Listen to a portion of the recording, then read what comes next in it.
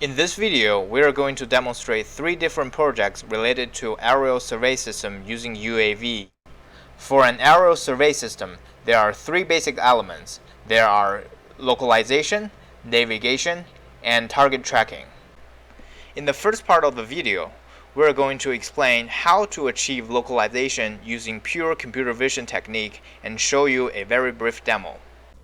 Localization is very important for almost any navigation application.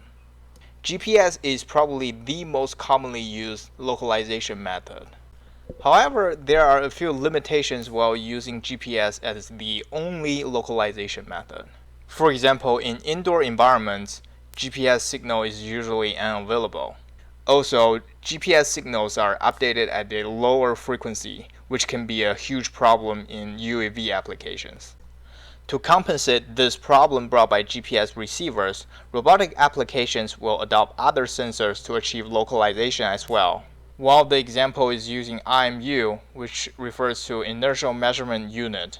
An IMU is able to record acceleration in 3 directions as well as angular acceleration in roll, pitch, yaw. Therefore, by recording this information, the trajectory of the vehicle can be reconstructed. However, this method is not accurate over time. Therefore, using this method alone won't achieve ideal localization result either. In addition to those commonly used localization method, there is also another localization method using pure computer vision approach called structure from motion. Using pure computer vision approach to achieve localization is challenging. However, it is very adaptive and can achieve better result compared to IMU. In the first part of the video, we're going to show you a demo using pure computer vision approach to achieve localization and reconstructing the trajectory of the drone in real time. Reconstructing the trajectory of a moving camera from the footage collected by the camera is challenging. The reason for that is when you're taking a photo, what actually happens is you're flattening a 3D object by projecting it into a 2D image plane, as shown in the figure. Therefore, one dimension of the information is completely lost. However, it is possible to recover 3D information from a 2D video footage. By comparing 2 photos of the same scene taken at 2 different locations, we can somehow calculate how the camera has been moved between 2 shots. To be more specific, to perform structure from motion, the computer will first extract feature points from each individual frame based on their gradient information. After that, this feature point will be passed to a feature matcher, which will find matching feature points across different frames. Once enough matched feature points been found, by running a linear optimizer, it is able to find the possible camera movement that generates the smallest reprojection error, and that will be considered as the correct solution. In this demo, we're going to show you 2 video clips combined together. As you can see, this is the real footage collected by the camera mounted on the drone while flying. The small, short orange line indicating the direction of travel of each matched pair of feature point between 2 adjacent frames. This black window shows the result of localization from structure from motion algorithm. As you can see, we're using a northeast down coordinate system to represent the word frame, and we're using a small yellow pyramid to indicate the attitude of the camera or drone in this case. The number next to the drone or camera indicator shows the position of the camera calculated using the footage. In the second part of the video, we're going to demonstrate a system using pure computer vision technique to achieve target tracking on an UAV. Hello, my name is Matheus. And my name is Marcelo. And my name is Raimundo. And in this project, we use a drone manufactured by Parrot using a Linux SDK to track a specific AR code autonomously that can be selected through a user interface. And in the rest of this video, we're going to show and explain how the project works with more details and so on, and show a live demo of it. Here we have the project diagram. First, we need to connect the laptop in the drone's Wi-Fi hotspot and run the program developed. The program starts by getting the video stream in real time. Once we have the video stream, we use machine vision techniques to detect the marker. Based on the marker size in pixels and the location of its center, the program will calculate, using equations we created, a desired speed to track the code accordingly. That way, if the marker is too far away, the drone will go forward faster than if the marker was closer. It's also possible to control the drone manually using the keyboard. In case any key is pressed during the autonomous mode, the drone will revert to manual mode for safety reasons. Firstly, we can see the terminal window on the top left part of the image. In there, it's possible to see the current flying state of the drone and the key assignments to manually control it. On the bottom left part, we can see the unaltered video streaming from the drone. On the right side of the image, we have the user interface. On the top, we have the track bar, where it's possible to select the ID to be tracked, from 0 to 249. This is the image from the drone after the image processing part is done. Lastly, on this highlighted area, it's possible to see the autonomous mode state, the speed input on the 3 axes, the distance and angle between the marker and the drone, and the current tracking ID. Now we can see the drone in action. First, we select its ID, the ID to be tracked. Then we send a takeoff command to the drone and turn on the autonomous mode. As you can see, the drone is following the marker without any interference of a user.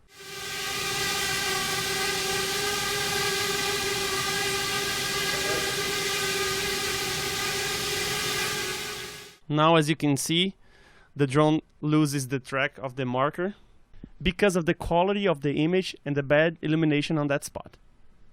Now we have another situation where 2 markers are shown to the drone at the same time, and the drone will only track one, the one with the correct ID that was set before.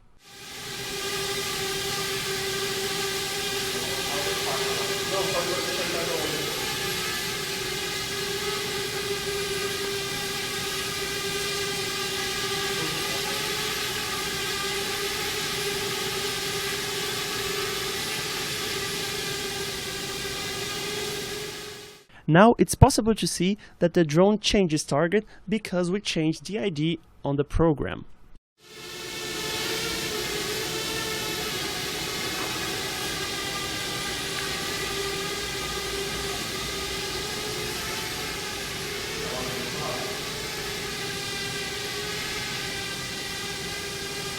Notice how the drone rotates left when the marker is moved in that direction.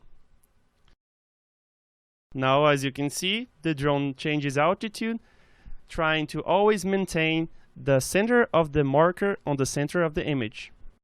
And now you can see the rest of the video where the drone followed the marker autonomously.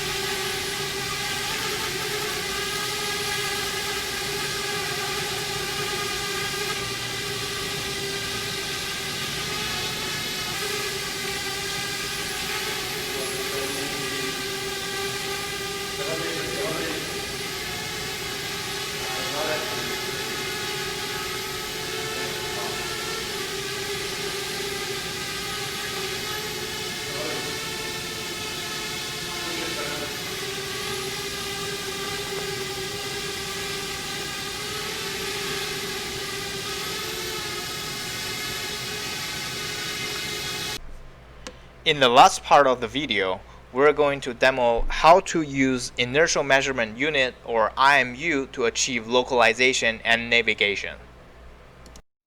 This video shows the results of the project carried out in ECASP laboratory. Its main objective consisted in designing and developing a user interface and an autonomous navigation system for Parrot Vivo drone.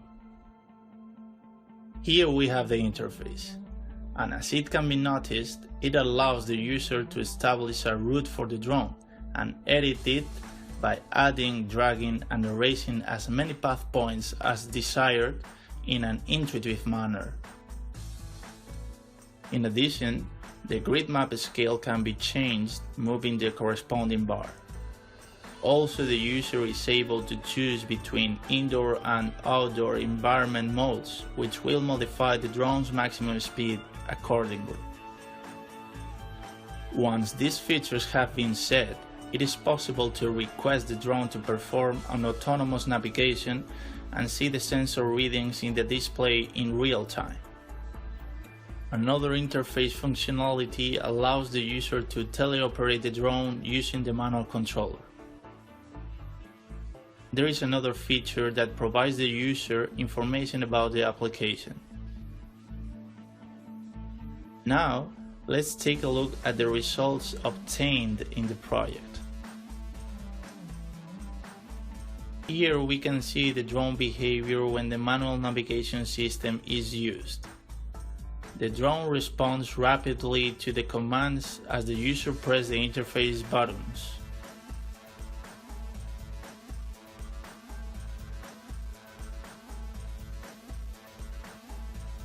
Another feature developed for the manual controller consists in stabilizing the drone in a specific point in the air when the user requests it. On the other hand is the autonomous navigation system. In this case, the user has set a square route for the prosecution mode. As it can be seen, the drone avoids rotational movements, reaching the destination in a short period of time.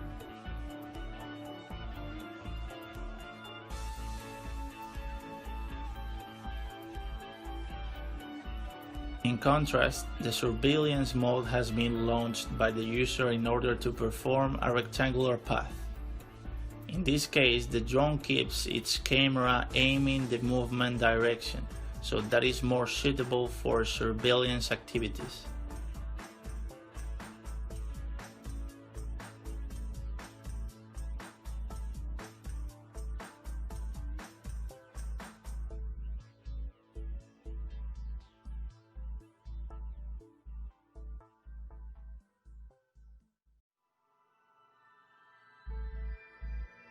Finally, this part of the video shows how accurate is the autonomous navigation system developed in this project.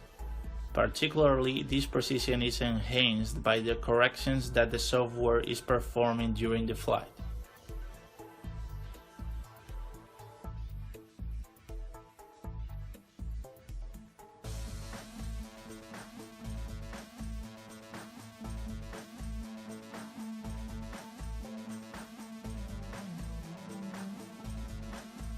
To conclude, the project results that we have seen in this video demonstrate the success of the user interface and autonomous navigation system developed in ECASP laboratory.